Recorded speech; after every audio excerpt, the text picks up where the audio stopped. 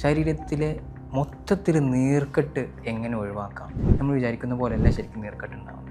പ്രധാനപ്പെട്ട കാരണം നമ്മൾ കഴിക്കുന്ന ഭക്ഷണങ്ങൾ തന്നെയാണ്. പാം ഓയിൽ, സൺഫ്ലവർ ഓയിലൊക്കെ ഉണ്ടല്ലോ, ഭയങ്കര ഡേഞ്ചറാണ്. അതിനുള്ള ഒരു അടിപൊളി ഡ്രിങ്ക്, അതാണ് ഇന്നത്തെ മെയിൻ വിഷയം. അപ്പോൾ നമ്മൾ കഴിക്കുന്നതിൽ ഏറ്റവും കൂടുതൽ നീർക്കെട്ട് ഉണ്ടാക്കുന്ന ഭക്ഷണം മധുരം കംപ്ലീറ്റ് ആയിട്ട് ഒഴിവാക്കിക്കോളും. ഏറ്റവും നല്ലതാണ്. പക്ഷെ നമ്മൾ ലഡു ഒക്കെ കഴിക്കുകയാണെങ്കിൽ അതിൻ്റെ ഒപ്പം വേറെ ഒന്നും കഴിക്കില്ല, നേരെ നമ്മൾ ബ്ലഡിലേക്ക് പഞ്ചസാര ഇടുന്ന പോലെ ഉണ്ടാവുക. എന്താണ് ഈ നീർക്കെട്ട് കൊണ്ട് ഉദ്ദേശിക്കുന്നതെന്ന് നിങ്ങൾ മനസ്സിലാക്കണം. കാരണം ഇതിൽ ഒരുപാട് തെറ്റിദ്ധാരണകളുണ്ട്. അസ്സലാമു അലൈക്കും വറഹ്മത്തുള്ളാഹി. ഡോക്ടർ മുഹമ്മദ് ഷിബിലിയാണ്. നമ്മളിന്ന് സംസാരിക്കാൻ പോകുന്നത് ശരീരത്തിലെ മൊത്തത്തിൽ നീർക്കെട്ട് എങ്ങനെ ഒഴിവാക്കാം, അതിനുള്ള ഒരു അടിപൊളി ഡ്രിങ്ക്, അതാണ് ഇന്നത്തെ മെയിൻ വിഷയം. ആ ഒരു ഡ്രിങ്കിനെ കുറിച്ച് ഞാൻ വിശദമായിട്ട് പറയുന്നുണ്ട്. അത് നിങ്ങൾ കറക്റ്റ് ചെയ്തിട്ടുണ്ടെങ്കിൽ നീർക്കെട്ട് നല്ല രീതിയിൽ നമുക്ക് ഒഴിവാക്കാം. അത് ഞാൻ പറയുന്നതിന് മുന്നേ എന്താണ് ഈ നീർക്കെട്ട് കൊണ്ട് ഉദ്ദേശിക്കുന്നതെന്ന് നിങ്ങൾ മനസ്സിലാക്കണം. കാരണം ഇതിൽ ഒരുപാട് തെറ്റിദ്ധാരണകളുണ്ട്. ഈ നീർക്കെട്ട് എന്ന് പറഞ്ഞാൽ എന്താണെന്നറിയാതെ വെറുതെ അവിടെ ഇവിടെ വരുമ്പോഴേക്ക് നമ്മളത് നീർക്കെട്ടാണ്, ഒന്ന് വെയിൽ കൊണ്ടപ്പോൾ നീരിറങ്ങി എന്ന് പറയും. വെറുതെ ഇങ്ങനെ കുറേ അസുഖങ്ങൾ നമ്മൾ നീർക്കെട്ട് എന്ന് വിളിച്ചിട്ട് കാറ്റഗറൈസ് ചെയ്യാറുണ്ട്. അത് ശരിയല്ല. അപ്പോൾ ആ തെറ്റിദ്ധാരണകൾ ഒഴിവാക്കിയിട്ട് ഞാൻ ആ ഡ്രിങ്കിനെ കുറിച്ച് പറഞ്ഞുതരാം. അപ്പോൾ ഈ നീർക്കെട്ട് എന്ന് പറഞ്ഞാൽ ശരീരത്തിൻ്റെ ഒരു പ്രതിരോധ മെക്കാനിസമാണ് ശരിക്കും പറഞ്ഞാൽ. ഇപ്പോൾ ഉദാഹരണത്തിന് നമ്മൾ ഇവിടെ അടിച്ചു, ആ അടിക്കുമ്പോൾ അതല്ലെങ്കിൽ ഇവിടെ ഒരു മുറിയായി എന്തോന്ന് കൊണ്ടിട്ട്. അപ്പോൾ മുറിയാവുമ്പോൾ നമ്മുടെ സ്കിന്ന് എന്ന് പറഞ്ഞാൽ ഏറ്റവും വലിയ അവയവം, നമ്മുടെ ശരീരത്തിലേക്ക് ബാക്ടീരിയയും പുറത്തുനിന്നുള്ള വസ്തുക്കളൊന്നും കയറാതിരിക്കാൻ വേണ്ടിയിട്ടുള്ള ആ ഒരു അവയവത്തിന് ഒരു ഹോള് വരിക. അപ്പോൾ അതിൻ്റെ അകത്തേക്ക് കൂടെ ബാക്ടീരിയ ഉള്ളിലേക്ക് കയറാതിരിക്കാൻ വേണ്ടി അവിടേക്ക് ഒരുപാട് ബ്ലഡിനെ ശരീരം പറഞ്ഞു വിടും. ഈ ബ്ലഡിലൊക്കെ പ്രതിരോധ കോശങ്ങളുണ്ടാവും. അപ്പോൾ ഈ ബ്ലഡിനെ ഒരുപാട് ഇങ്ങോട്ട് പറഞ്ഞു വിടുമ്പോൾ അവിടെ ഇങ്ങനെ വീർത്ത് വരും. ഇതാണ് നമ്മൾ ജനറലി പറയുന്ന നീർക്കെട്ട് എന്ന് പറയുന്നത്. അപ്പോൾ ഈ ബ്ലഡ് വന്നിട്ട് അവിടെ കുറച്ച് കെമിക്കൽസ് റിലീസ് ചെയ്യും.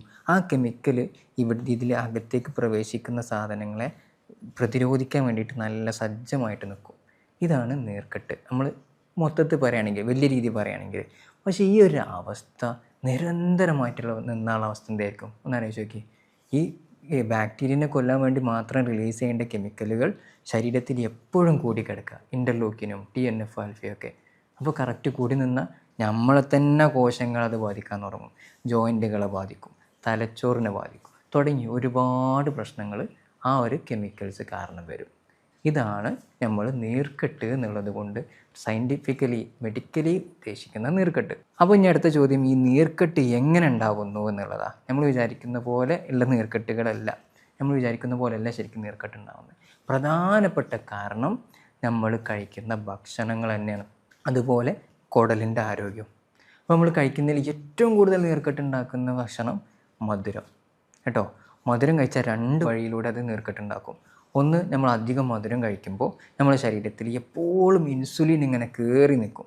ഇൻസുലിൻ്റെ പ്രവർത്തനം നമുക്കറിയാം. ശരീരത്തിൽ ബ്ലഡിൽ ഈ ഗ്ലൂക്കോസ്, പഞ്ചസാരൻ്റെ അളവ് കൂടുമ്പോൾ അതിനെ കുറയ്ക്കാൻ വേണ്ടിയിട്ട് വരുന്ന ആളാണ് ഇൻസുലിൻ. അപ്പോൾ എപ്പോഴും പഞ്ചസാരയാണ്. ലഡു കിട്ടി അത് തിന്നും, ജിലേബി കിട്ടി അപ്പുറത്തും ജിലേബി തിന്നും, ചോറാണെങ്കിൽ കൊട്ടക്കണക്കിന് ചോറ് തിന്നും. ഇങ്ങനെ ആകുമ്പോൾ ശരീരത്തിൽ ബ്ലഡിൽ എപ്പോഴും ഷുഗർ സ്പൈക്ക് ആയിരിക്കും, ഇടയ്ക്കിടയ്ക്ക് തിന്നുമെന്ന് നിൽക്കുമ്പോൾ. അപ്പോൾ അതിനൊക്കെ കുറയ്ക്കാൻ വേണ്ടി എപ്പോഴും ഇൻസുലിൻ ഉണ്ടാവും. ഈ ഇൻസുലിൻ്റെ ഏറ്റവും വലിയ പ്രത്യേകത ഭയങ്കര ഇൻഫ്ലമേറ്ററിയാണ്. അതായത് പെട്ടെന്ന് ഇൻഫ്ലമേഷൻസ് ഉണ്ടാക്കാൻ കൂടുതൽ സാധ്യതയാണ്. കാരണം അത് ഒരുപാട് ഫാറ്റിനെ കൊണ്ട് ഡെപ്പോസിറ്റ് ചെയ്യും.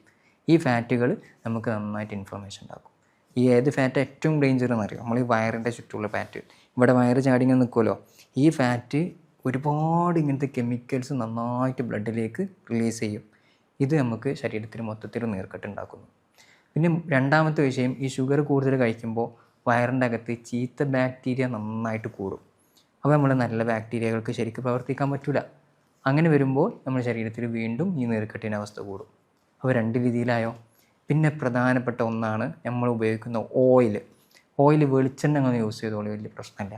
പക്ഷേ റിഫൈൻഡായിട്ട് വരുന്ന പാം ഓയിൽ, സൺഫ്ലവർ ഓയിലൊക്കെ ഉണ്ടല്ലോ, ഭയങ്കര ഡേഞ്ചറാണ്. അതിലൊരുപാട് ട്രാൻസ് ഫാറ്റുകളാണുള്ളത്. ട്രാൻസ് ഫാറ്റ് എന്ന് പറഞ്ഞാൽ നമ്മുടെ ശരീരത്തിൽ നീർക്കെട്ട് ഉണ്ടാക്കുന്ന ഭയങ്കര പ്രശ്നക്കാരനാണ്. ട്രാൻസ് ഫാറ്റ് മാത്രമല്ല, omega-6 ഉണ്ട്. ഇത് രണ്ടും ഈ റിഫൈൻഡായിട്ട് വരുന്ന ഓയിലുകൾക്കകത്തുണ്ട്.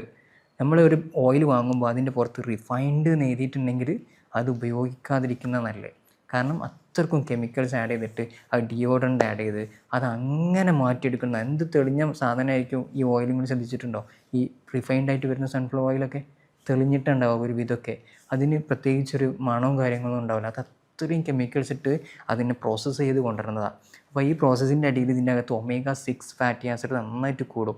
ഈ omega-6 നമ്മുടെ ശരീരത്തിൽ കയറിയിട്ടുണ്ടെങ്കിൽ നീർക്കെട്ടുണ്ടാക്കും, ബ്ലോക്ക് ഉണ്ടാക്കും, ട്രാൻസ് ഫാറ്റുകൾ, ഫാറ്റി ലിവർ ഉണ്ടാക്കും, തുടങ്ങി ഒരുപാട് പ്രശ്നങ്ങൾ ഉണ്ടാക്കും. അപ്പോൾ നമ്മൾ ചെയ്യേണ്ടത് ഈ ഒരു ട്രാൻസ് ഫാറ്റുകൾ ആണ് ഇതിൻ്റെ മെയിൻ കാരണം എന്ന് മനസ്സിലാക്കുക. പിന്നെ വേറൊന്ന്, നമ്മുടെ ശരീരം അനങ്ങാതിരിക്കുക, എക്സസൈസ് കുറയുക, ഉറക്കം. നമുക്ക് ഒരു ദിവസം അല്ലെങ്കിൽ 3 ദിവസത്തോളം വെള്ളമില്ലാണ്ട് ജീവിക്കാം, 40 ദിവസത്തോളം ഭക്ഷണം ഇല്ലാണ്ട് ജീവിക്കാം, ഉറക്കമില്ലാതെ 7 ദിവസം ജീവിക്കാം. ആലോചിച്ച് നോക്കിയേ. അപ്പോൾ ഭക്ഷണത്തിനേക്കാൾ ഏറ്റവും പ്രധാനം ഏതാണ്? ഉറക്കമാണ്. കാരണം നമ്മൾ ശരീരം ഉറങ്ങുമ്പോഴാണ് ആ ഒരു ദിവസം നമ്മൾ ശരീരം കൊണ്ട് നടക്കുമ്പോൾ ശരീരത്തിലുണ്ടാവുന്ന ഡാമേജുകളൊക്കെ അത് റിപ്പയർ ചെയ്യുന്നത് തുടങ്ങി അതിൻ്റെ അകത്ത് പുതിയ പുതിയ കാര്യങ്ങൾ, നല്ല ഇമ്പ്രൂവ്മെൻറ്റ്സ് കൊണ്ടുവരുന്നതൊക്കെ ഈ ഉറങ്ങുന്ന സമയത്താണ്. അപ്പോൾ അതിൽ കുറയുമ്പോൾ ശരീരത്തിൽ മൊത്തത്തിൽ ഈ നീർക്കെട്ടും ഈ ഇൻഫ്ലമേറ്ററി മാർക്കേഴ്സും ഒക്കെ കൂടി നിൽക്കും. ഇതിനെ ക്ലിയർ ഔട്ട് ചെയ്യാൻ ശരീരത്തിന് സമയം കിട്ടില്ല. അതാണ് ഉറക്കത്തിൻ്റെ പ്രത്യേകത കേട്ടോ. അപ്പോൾ ഇതൊക്കെയാണ് ഇതിൻ്റെ പ്രധാനപ്പെട്ട കാരണങ്ങൾ എന്ന് പറയുന്നത്, ഈ നീർക്കെട്ട് വരാൻ. ഇപ്പം ഇനി നമ്മളെന്താ ചെയ്യേണ്ടത്? ഞാൻ ഈ പറയാൻ പോകുന്ന ഡ്രിങ്ക് നിങ്ങൾ കുടിക്കാം, പക്ഷെ അതിൻ്റെ കൂടെ ഈ ഒരു സാധനം കൂടെ, കാര്യങ്ങളും കൂടെ ശ്രദ്ധിക്കണം. അപ്പോൾ നമ്മൾ ഫസ്റ്റ് സാധനം ഇതിന് കാരണമായിട്ട് പറഞ്ഞത് മധുരം കംപ്ലീറ്റ് ആയിട്ട് ഒഴിവാക്കിക്കോളൂ. ഏറ്റവും നല്ലതാണ് മധുരം. കട്ട മധുരങ്ങളൊന്നും ഒഴിവാക്കിക്കോളൂ. ചോറൊക്കെ കഴിച്ചോളൂ. അതിൽ നല്ല ഫൈബർ കൂട്ടി കഴിച്ചാൽ വലിയ പ്രശ്നമില്ല. പക്ഷെ നമ്മൾ ലഡുവൊക്കെ കഴിക്കുകയാണെങ്കിൽ അതിൻ്റെ ഒപ്പം വേറൊന്നും കഴിക്കില്ല. നേരെ നമ്മൾ ബ്ലഡിലേക്ക് പഞ്ചസാര ഇടുന്ന പോലെ ഉണ്ടാവുക കേട്ടോ, നേരിട്ട് അബ്സോർബ് ആവും. അപ്പോൾ ഷുഗർ ഒഴിവാക്കുക എന്നുള്ള ഫസ്റ്റ് നിങ്ങൾ ചെയ്യേണ്ടത്. രണ്ടാമത്തത് ഓയിൽ, പാം ഓയിൽ, സൺഫ്ലവർ ഓയിലൊക്കെ ഒഴിവാക്കുക. എന്നിട്ട് ഇതിന് പകരം omega-6 ഫാറ്റി ആസിഡുള്ള ഇത് നമ്മൾ കൂടുതലായിട്ട് കഴിക്കുന്നുണ്ടെങ്കിലും ഇല്ലെങ്കിലും omega-3 കൂടുതൽ കഴിക്കുക. omega-3 ഫാറ്റി ആസിഡ്സിൻ്റെ ഗുളികകൾ, അതല്ലെങ്കിൽ എന്നും മീൻ കഴിക്കുന്ന ഒരുപാട് കൂട്ടുക. omega-3 നന്നായിട്ടുള്ള സാധനമാണ്. നമ്മുടെ മത്തി, നത്തോലി എന്നുള്ള പറഞ്ഞുള്ള മീനുകളൊക്കെ. പിന്നെ നട്ട്സിൽ നമുക്ക് വാൾനട്ട്, കാഷ്യൂനട്ട് ഇങ്ങനത്തെ സാധനങ്ങളൊക്കെ കൂടുതലായിട്ട് നട്ട്സിൽ കഴിച്ചു കൊടുക്കുക കേട്ടോ. അങ്ങനെ കഴിക്കുമ്പോൾ നമുക്ക് omega-3 ഒരുപാട് കിട്ടും. അപ്പോൾ ഈ omega-3 omega-6 ഒരു ബാലൻസാണ് ശരീരത്തിലുള്ളത്. അപ്പോൾ അത് നമുക്ക് കീപ്പ് ചെയ്യാൻ പറ്റും. നീർക്കെട്ട് നല്ല രീതിയിൽ കുറയും. ഈ നീർക്കെട്ടുള്ള ആളുകൾക്ക് നമ്മൾ omega-3 കൊടുക്കുന്ന അതിൻ്റെ ക്യാപ്സ്യൂൾസ് കൊടുക്കുമ്പോൾ നല്ല റാഹത്ത് കിട്ടാറുണ്ട്. ഇത് കഴിച്ചിട്ട് ഒരാഴ്ച കഴിഞ്ഞ് ഡോക്ടർ അതിൻ്റെ ശരീരത്തിന് നല്ലൊരു ഉന്മേഷം കിട്ടിയെന്ന് ഇപ്പം മിഞ്ഞാന്ന് കൂടെ എൻ്റെ അടുത്ത് വന്നിട്ട് ഒരാൾ പറഞ്ഞിട്ടുള്ളൂ. ഒരു പേഷ്യൻറ്റ് ഒരാഴ്ച കഴിക്കുമ്പോൾ തന്നെ ഒരു സുഖം, ശരീരത്തിൻ്റെ ഒരു ഉണർവ്, ഒരു ഉന്മേഷം വന്ന പോലെ ഫീൽ ചെയ്യുന്നു. ആ ഒരു ക്ഷീണം വന്നപ്പോൾ പോയി എന്നുള്ളത് പറയും. അപ്പോൾ ആ രീതിയിൽ omega-3 ഫാറ്റി ആസിഡ്സിൻ്റെ ഗുളിക നമ്മൾ കഴിക്കുക. പിന്നെ ശ്രദ്ധിക്കേണ്ട ഒന്ന് വ്യായാമം, തടി ഒന്ന് ഇളകണം. ചെറിയ രീതിയിലെങ്കിലും ഒരു 20 മിനിറ്റ് വെച്ചിട്ട് ദിവസം എക്സസൈസ് ചെയ്യുക. അങ്ങനെ ആഴ്ചയിൽ ഒരു 5 ദിവസങ്ങൾ ചെയ്താൽ മതി. അതാണ് നമ്മൾ WHO ഒക്കെ പറയുന്ന ഒരു കണക്ക് എന്ന് പറയുന്നത്. പിന്നെ ഉറക്കം 7 മണി മുതൽ 8 മണിക്കൂർ വരെ നിർബന്ധമായിട്ട് ഉറങ്ങിയിരിക്കണം. വെള്ളം കുടിക്കുന്നത് 2.5 ലിറ്റർ വെള്ളം ദിവസം കുടിച്ചിരിക്കണം എന്നുള്ളതാണ്. അപ്പോൾ ഇത്രയും കാര്യങ്ങൾ ശ്രദ്ധിക്കുക. ഇനി ഞാൻ നേരത്തെ പറഞ്ഞ ആ ഡ്രിങ്ക് നിങ്ങൾക്ക് പറഞ്ഞുതരാം. ഈ ഡ്രിങ്കിൻ്റെ പ്രത്യേകത മെയിനായിട്ടും മഞ്ഞൾപ്പൊടിയാണ്. പക്ഷേ മഞ്ഞൾപ്പൊടി നമ്മളിങ്ങനെ നേരിട്ട് കഴിച്ചാൽ അതിൻ്റെ അളവ് കൂടാനും പാടില്ല.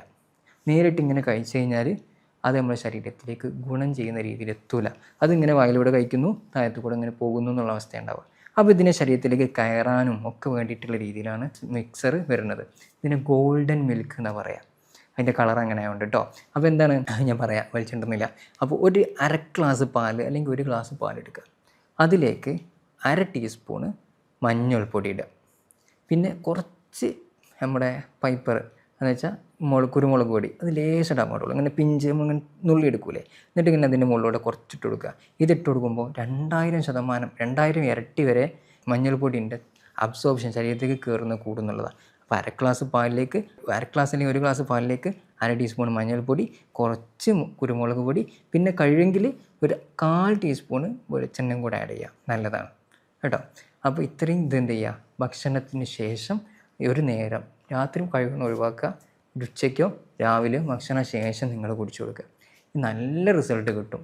തുമ്മലുള്ളവർക്ക്, അതുപോലെ ശരീരത്തിൽ അവിടെ വേണ്ടി നീർക്കെട്ട് വന്നിട്ട് വേദന ഉള്ളവർക്ക്, മുട്ടുവേദന, ജോയിൻറ്റ് വേദന, പുറം വേദന, വെറുതെ വേദന, ഇങ്ങനത്തെ വേദനകൾക്കൊക്കെ ഉള്ള ആളുകൾക്ക്, ചെറിയൊരു ഉന്മേഷക്കുറവുള്ള ആളുകൾക്ക് നല്ല റിസൾട്ട് കിട്ടും കേട്ടോ. അപ്പോൾ ഇതൊന്ന് ശീലാക്കിയെടുക്കുക. എല്ലാവർക്കും ഷെയർ ചെയ്ത് കൊടുക്കുക. ഇതുപോലുള്ള കാര്യങ്ങളൊക്കെ ഇനിയും ഒരുപാട് നമുക്ക് പറയാനുണ്ട്. ഇൻഷാ അല്ലാഹ് അടുത്ത വീഡിയോയിൽ കാണാം. ഞാൻ doctor Muhammad Shibili, Misriya health care, Pookkottur, Malappuram ജില്ല.